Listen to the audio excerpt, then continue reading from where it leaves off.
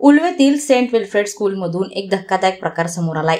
दिनांक 27 फेब्रुवारीपासून या शाळेत परीक्षा सुरू झाल्या होत्या। मात्र शाळेने एका 8वीतील मुलीला फी न भरल्यामुळे परीक्षेला बसण्यास मनाई केली आणि फायनल एक्झाम देऊ न शकलेल्या विद्यार्थिनीचं अख्खं वर्ष शाळेच्या मनमानी कारभारामुळे वाया गेलंय।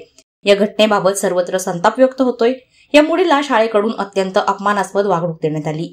गेली 4 महिने तिला शाळेत बसू दिलं नाही। या प्रकरणी पालकांनी दाद मागितली असता विद्यार्थिनीला अपमानित केल्याबाबतचे आरोप शाळेने फेटाळलेत। याबाबत कोणतेही स्पष्टीकरण शाळेनं दिलेलं नाही। आर्थिक परिस्थिती बिकट असल्यानं शुल्क भरता येणार नाही। शुल्क भरण्यासाठी मुदत द्यावी अशी विनंती पालकांनी शाळेकडे केली होती। मात्र शाळेनं मुदत दिली नाही। शिक्षण हक्क कायद्यानुसार कोणत्याही विद्यार्थ्याला शुल्क न भरल्यानं शाळेतून काढता येत नाही। विद्यार्थ्याला शाळेत बसू दिलं नाही तर तो गुन्हा ठरतो। मात्र याबाबत कोणतीही तमा न बाळगता उल्वे येथील सेंट विल्फ्रेड स्कूल ने अत्यंत निंदनीय प्रकार केलाय। एक्चुअली जब चालू था हमारा नॉर्मल क्लासेस, तब बीच में से उठाकर बाहर लेके जाते थे और रिसेप्शन में बैठाते थे कि फीस नहीं भरी है। पापा को कॉल वगैरह करते थे, मम्मी को कॉल वगैरह करते थे। क्लासेस मिस होती थी और फिर मिसबिहेव काइंड ऑफ एक मैम ने किया था, चीटिंग का बोला था एंड सबसे लास्ट में बैठाया था। एंड जब मैंने बोलने की कोशिश करी थी कि मैंने नहीं किया है करके, तभी भी मेरे को वहीं बैठाया गया था और सब लोग देख रहे थे। और हमेशा 2-3 बार ऐसा हुआ कि मेरे को क्लास में से उठाकर भेजा गया। और फिर मैंने एक बार जो नोट्स वगैरह होती है वो लिख के दी थी, लेकिन मैम ने बोला था कि ये नहीं करना है, बट मैं जो दे रही हूँ वही करना है। बट मैंने वही जो नॉर्मल क्लासेस वाला स्टडी जो होता है मैंने वही किया था, लेकिन खुद से किया था। तो मैम ने बोला था कि ये सब करने की ज़रूरत नहीं है, मैं जो कर रही हूँ वही करना है। मेरा पूरा नोटबुक कंप्लीट था वो चैप्टर को इंक्लूड करने के बाद, लेकिन मैम ने उसको वो नहीं किया, लेकिन जो दूसरे ने किया she supported that guy and misbehave. ऐसे फीस का प्रॉब्लम था इसीलिए। एंड मेरी एग्ज़ाम भी स्किप कराई गई थी। 5 मंथ्स मेरा पोर्शन कंप्लीट नहीं हुआ था। सिलेबस वगैरह मेरे को समझ में जो नहीं आता था वो भी मेरा रह गया बीच में। फिर एग्ज़ाम की मोस्टली तो फाइनल एग्ज़ाम्स मेरी छूटी 8th की जो इम्पोर्टेंट होती है किया था। पापा ने एप्लीकेशंस 3-4 बार दिए थे, लेकिन उनका वो कहना था कि जब पैसे पूरे भरे जाएंगे तभी आप भेजना, वरना मत भेजना। और अगर भेजते थे तो ऐसे मिसबिहेव करके like middle of the class बाहर भेजते। यानंतर अनेक सामाजिक संस्था आणि कार्यकर्ते आक्रमक झाले असून पीडित मुलीला न्याय मिळण्यासाठी त्यांनी तात्काळ शाळेत धाव घेतली। यावेळी समाजसेवक सुनील वाडकर आणि शिवसेना उपजिल्हा प्रमुख स्नेहा देशपांडे यांनी शाळा प्रशासनाला धारेवर धरत अनेक प्रश्न उपस्थित केले। नमस्कार, मी स्नेहा देशपांडे। ह्या मुलीची तक्रार एरल सोलंकी म्हणून मुलगी आहे, उल्वेला राहते। तर तिची माझ्याकडे एक कंप्लेंट आलेली आहे। त्यासाठी मी शाळेमध्ये प्रिन्सिपलला भेटायला आलेले आहे। ह्या मुलीवर खूप अन्याय झालेला आहे। आज या मुलीला 5 महिने फी न भरल्यामुळे घरी बसवलेलं आहे आणि तिची फायनल एक्झाम पण त्यांनी मिस केलेली आहे। तिला एक्झाममध्ये पण बसून दिलेलं नाही आहे। आज या मुलीवर एवढा अन्याय झालेला आहे। टीचर लोकांनी आज या मुलीचं वर्ष जे फुकट गेलेलं आहे तर त्याच्यावर काहीतरी त्यांनी प्रक्रिया करणं जरुरी आहे।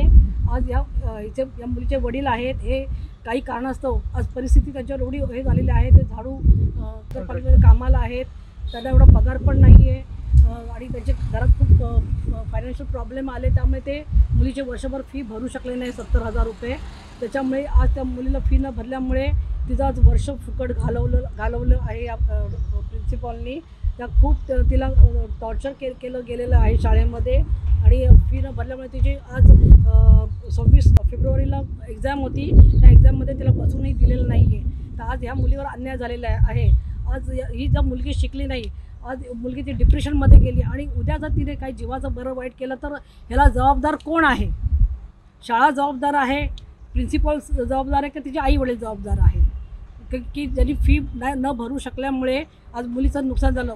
आज मुलगी आज 5 महिने घरात बसले, ती किती डिप्रेशनमध्ये गेली होती मुलगी। आज तिला शिक्षण नाही मिळालं तर तिचं पुढे फ्युचर काय आहे, भविष्य काय आहे तिचं, हे शाळेवाल्यांना कळायला पाहिजे। आणि आज ह्या मुलीवर जो अन्याय झालेला आहे उद्या दुसऱ्या शाळेच्या मुलांवर होता कामा नये, म्हणून आम्ही हा स्टँड घेतलेला आहे। आज आम्ही शाळेमध्ये आलेलो आहे, सेंट विल्फ्रेड स्कूल उल्व्याचं सेक्टर 2मध्ये आलेलो आहोत आणि आता आम्ही प्रिन्सिपललाच भेटायला चाललेलो आहे। या मुलीला न्याय मिळालाच पाहिजे। समाजसेवक तेजस डाकी यांच्या कानावर ही बाब पडताच ते या विद्यार्थिनीला स्वतःची मुलगी समजून तात्काळ शाळेत हजर झाले. या विद्यार्थिनीची संपूर्ण फी भरण्यास आपण समर्थ असल्याचा विश्वास त्यांनी या विद्यार्थिनीच्या हतबल झालेल्या पालकांना दिला आणि शाळा प्रशासनाला देखील अत्यंत कडक शब्दात जाब विचारला. माझ्या कानावर जेव्हा ही स्नेहल ताई असतील, सुनील वाडकर यांच्या माध्यमातून ही बातमी माझ्या कानावर आली की एका मुलीला, एक टॅलेंटेड मुलीला फी न भरल्यामुळे 5 महिने घरात बसवलेलं आहे आणि ती मुलगी स्वतः आज आजारी पडलेली आहे. या मानसिकतेतून ती चाललेली आहे. पण ही जेव्हा मला बातमी समजली तर खरं खोटं हे जाणून घेण्यासाठी मी स्वतः या स्कूलमध्ये आलेलो आहे की मला जी बातमी कळालेली आहे की जी फी न भरल्यामुळे एका मुलीला 5 महिने शाळेत नाही घेतलं. फेब्रुवारी महिन्यामध्ये तिची परीक्षा होती, तिला परीक्षेमध्ये बसू नाही दिलं. हे खरोखर तिच्यावर असे अत्याचार झालेत का हे पाहण्यासाठी मी आज आलो आणि खरोखर मी डोळ्याने पाहिलेलं आहे. हिरलची मी कंडिशन पाहिलेली आहे. ती डिप्रेशनमध्ये गेलेली आहेत आणि आज तिला फी न भरल्यामुळे, कारण वडीलही तिचे हतबल झाले होते, त्यांची आई ऑफ झाली, आजारपणामध्ये गेली, खूप दवाखान्याला खर्च गेला, तेही हतबल होते, त्याच्यामुळे त्यांना फी नाही भरता आली. परंतु फी न भरल्यामुळे त्या एका टॅलेंटेड मुलीला 5 महिने शाळेतून बाहेर काढलेलं आहे. त्याच्यावर कंटिन्यू अत्याचार केलेले आहेत, खूप तिच्यावर चुकीचे क्लेम केलेले आहेत. त्याच्यामुळे ही मुलगी आज एका वेगळ्या मानसिकतेतून जात आहे, डिप्रेशनमध्ये गेलेले आहेत. तिची फी भरायला तेजस डाकी सामाजिक विकास मंडळ तयार आहेत. तीच नाही, हिरलसारखी आणख्या कोणी मुली असतील त्या माझ्या मुलीप्रमाणे त्यांची फी भरायला मी सक्षम आहे. परंतु ज्या पद्धतीने आपण आता स्त्रियांना मान सन्मान देतो, त्याच्यासाठी योजना काढतो आणि एकीकडे एखाद्या मुलीला 50-60 हजार रुपयांसाठी घरी बसवलं जातं, हे थोडंसं लाजिरवाणी गोष्ट आहे. याचा सरकारने सुद्धा विचार करायला हवा. माझी शिक्षण मंत्र्यांना सुद्धा विनंती आहे की असे जे मनमानी कारभार जी स्कूलं चालवतात त्यांच्यावर कठोर कारवाई करा आणि एका आपल्या तरुण पिढीला किंवा तरुण विद्यार्थ्यांना एक त्यांच्यात हिंमत निर्माण होईल, ते डिप्रेशनमध्ये जाणार नाहीत, त्यांच्या जीवाला काय हानी पोचणार नाही, असं काहीतरी ठोस तुम्ही सरकारने भूमिका घेणं गरजेचे आहे. माझ्या मंडळामधून मी सर्वांना तर आव्हानच करेन, कारण ज्या पद्धतीने मी आता पाहिलं आहे, मी सर्व पालकांना सांगेन की अशाही कोणावर जर वेळ आली असेल त्यांनी त्वरित मला संपर्क साधा. मी शक्य तेवढी माझी अशी होईल तेवढी मी मदत करेन.